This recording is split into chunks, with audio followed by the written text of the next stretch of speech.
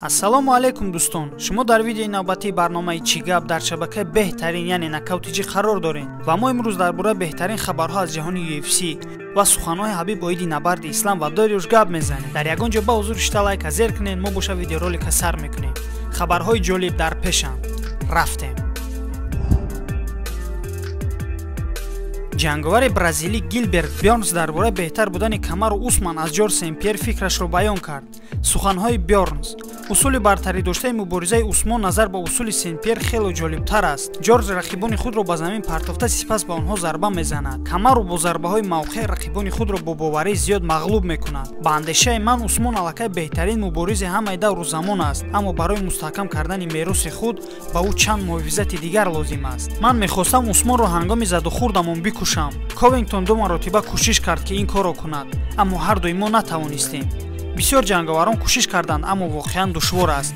Дар ёд дорам ки чӣ тавр ҳангоми набарди мо ман ба ӯ якчанд зарба. Ман фикр мекунам Усмон дар ҳолати истодагарӣ, яъне стойка аз Сен-Пьер дида беҳтар аст ва муборизаи ӯ дар муқоиса бо рақибони Ҷорҷ дар сатҳи дигар аст. Хулоси гап, агар шумо ин ду ҷанговарро муқоиса кунед, ман Усманро интихоб мекунам. Ҳамчунин Гилберт Бёрнс гуфт ки чӣ бояд кард то ки ӯ соҳиби набарди қаҳрамонӣ шавад. Суханони Гилберт Бёрнс: фикр мекунам ду намоиши бартаридиҳанда ва хунине ки ман бо тариқи нокаут ё буғӣ кардан ба даст меорам метавонад маро бо камарбанд баргардонад. Ман имкон доштам ки барои унвони қаҳрамонӣ мубориза барам. Дар ҷанги охир ман хуб оғоз кардам, вале бо усули нокаути техникӣ мағлуб шудам. Аз ин рӯ барои ман имкони дигаре пайдо кардан душвор аст. Ин воқеият аст ва бо услуби бартари рақибонам ғалаба ба даст биёрам. Машқу тамринҳои имрӯзаи ман ба ин нигаронида шудааст. Дар ҷанги навбатӣ ман бояд ҳамаро дар ҳайрат гузорам. Айни ҳол ташкилоти UFC ба Гилберт Бёрнс рақиби муносиб наёфтааст, аммо чанд рӯз пеш сару садоҳо паҳн гашт ки Гилберт Бёрнс бо Ҳамза Чимаев набард мекунад. Аммо Гилберт аз ин муҳориба бо Ҳамза Чимаев даст кашид. Сабаби даст кашидан ба гуфтаи Гилберт Бёрнс, Ҳамза бояд як ё ду набарди дигар гузаронад. ҷанговари чечени табор бо рекорди 10-0 ки айни ҳол ҳама аз набард ба ӯ даст кашида истоданд, хаб наистоду боз дар твиттер суханронии худашро сар кард. Ҳамза Чимаев менависад: Даниэл Карме, биё гӯштинг мегирем. Бародар, ту чӣ фикр дорӣ? Дар ҷавоб Даниэл Карме фикрашро чунин баён кард: дар ҳақиқат гӯштинг, ту беақл ҳастӣ. Ба ман писанд аст ки ту ба худ боварӣ зиёд дорӣ, аммо бародар, ин 10-0 ба фоидаи ман мебошад. Ҳамчунин Ҳамзат Брок Леснарро ба муҳориба даъват кард. Брок Леснар, биё ҷанг кунем, то он вақте ки яктои мо аз қафас берун нашавад. Ҳамчунин ӯ нобиғаи UFC Ҷорҷ Сен-Пьерро низ ба ҷанг даъват кард. Шоҳи нави UFC бар зидди нобиға. Ту чӣ фикр дорӣ, Ҷорҷ Сен-Пьер? Айни ҳол Ҷорҷ Сен-Пьер дар ин бора ҷавоби худро надодааст. Ҳамин ки ҷавоби худро дод, мо ҳатман ба шумо хабар медиҳем. Акнун мегузарем ба хабари асосӣ.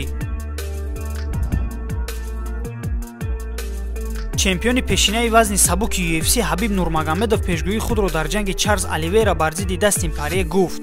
Биёен гӯш мекунем. Мураббии Дастин Порье Майк Браун дар бораи ҷойҳои хатарнок сухан кард ва ман бо ӯ розӣ ҳастам. Дастин бояд аз ин ҷойҳо канорагирӣ кунад, зеро ки Чарлз Оливейра тамомкунандаи воқеӣ ва хатарнок аст. Дастин Порье гуфт ки вайро бо чуқурӣ калон мекашад ва агар ӯ ин корро кунад, фикр мекунам ӯ ғолиб мешавад. Аммо агар ӯ шитоб кунад, Чарлз Оливейра имконият пайдо мекунад. Ман гуфтам метавонам ки Порье аз ҳисоби кардиои худ 60-40 ғолиб мешавад. Ин фикри ман аст, аммо Чарлз як рақиби ниҳоят хатарнок аст ва дар айни замон ӯ қаҳрамони воқеӣ аст. Вай 9 набард пайи ҳам ғалаба кардааст. Тони Фергюсонро шикаст дод, 8 рақибони дигари худро низ. Ин муҳориба барои ман хеле ҷолиб аст. ҳамчунин Ҳабиб Нурмагомедов ваъдаи UFC ба Ислам Махачевро ошкор кард. Суханҳои Ҳабиб Нурмагомедов: дар ташкилоти UFC ба Ислам гуфтанд ки агар ту Дориюшро мағлуб кунӣ, барои унвони қаҳрамонӣ мубориза хоҳӣ бурд. ва агар Ислам ӯро дар муддати кӯтоҳ ба анҷом расонад, ваъда доданд ки 2 баробар зиёд пул медиҳанд. Ин як сирри махфӣ аст, аммо ман бо шумо ва мухлисон мусоҳиба кардем. UFC ба ин набард таваҷҷӯҳи зиёд дорад ва ба Ислам ваъда доданд ки дар сурати пеш аз вақти набард пирӯз шуданаш ба ӯ 2 карта бонуспулӣ медиҳанд. Намедонам бо Дориюш чунин созишнома ҳаст ё нест, гуфт Ҳабиб. ҳамчунин боз дар мусоҳиба бо телеканали ESPN TV Ҳабиб Нурмагомедов Ислам ва Бенелро беҳтарин сабуквазнони ҷаҳон номид. Суханони Ҳабиб Нурмагомедов: ман дар ҳақиқат боварӣ дорам ки ин ду ҷанговар айни замон беҳтарин сабуквазнони ҷаҳон мебошанд. ҳар касе ки дар ин муҳориба пирӯз мешавад, дар байни соли оянда барои унвони қаҳрамонӣ мубориза хоҳад бурд. ҳар яке аз онҳо, Ислам ва Дориюш, аллакай сазовори мубориза барои унвони қаҳрамонӣ ҳастанд. Аммо мо дар вазнҳои сабук чанд номҳои машҳури дигар дорем, ки онҳоро нодида гирифтан мумкин нест.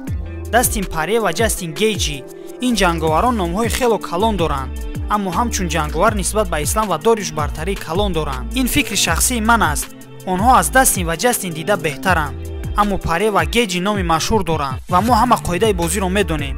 баъзан вақт дар 9 муҳориба ғолиб шудан барои камарбанд набард кардан кифоя намекунад. баъзан вақт лозим меояд ки барои худ номи машҳур дошта бошӣ ва ман 100% боварӣ дорам ки муҳориба байни Ислам ва Бениил Дориюш муҳорибаи довталаб барои камарбанд мешавад.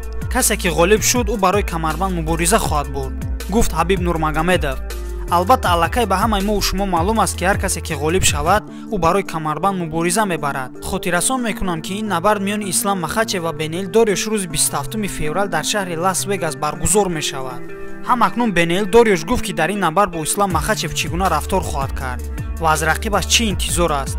суханҳои Бениил Дориюш: воқеан ман дар бораи ислам зиёд фикр намекунам, балки бештар ба худам таваҷҷӯҳ мекунам. дар ин муҳориба ман чӣ кор бояд кунам? ҳамон тавре ки дар дигар муҳорибаҳо набард кардам. чӣ хеле ки ҳама медонанд, ман греплер ҳастам, бинобар ин намехоҳам бигӯям ки бо ӯ мубориза бурда наметавонам. илова бар ин ман медонам ки чӣ гуна зарба занам. албатта ин ҳамон чизе аст ки ман дар ҷанг истифода мебарам. ман аз он ҷанговароне нестам ки ба ягон чиз банд бошам. пас агар ман карданӣ бошам, пас ҷанг мекунам. агар ман зарба задан хоҳам, ман ин корро мекунам. ман ҳамаи корро карда метавонам. барои ҳамин ин маро ташвиш намедиҳад, гуфт Бениил. албатта ман дар ин бора чӣ гуфтаниям?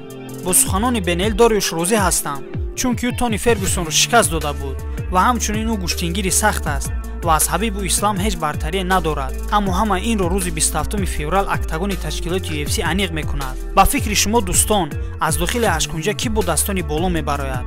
дӯсти Ҳабиб Ислам ё ин ки греплер Бениил Дориюш? ҷавоби худро дар комментария нависед. кадоме аз инҳо беҳтар аст? хуб дӯстон, инҳо буданд хабарҳои беҳтарин аз ҷаҳони MMA ва UFC. бо лайк моро дастгирӣ кунед, то ки видеоҳои мо дар топ видеоҳои YouTube бошад. раҳмат ки видеоролика то охирша тамошо кардем. худатонро дар ҳавои сардӣ эҳтиёт кунед ва доимо бо шабакаи беҳтарин Knockout TG бошед. то видеоролики навбатӣ, хонаободу сарбаланд бошед.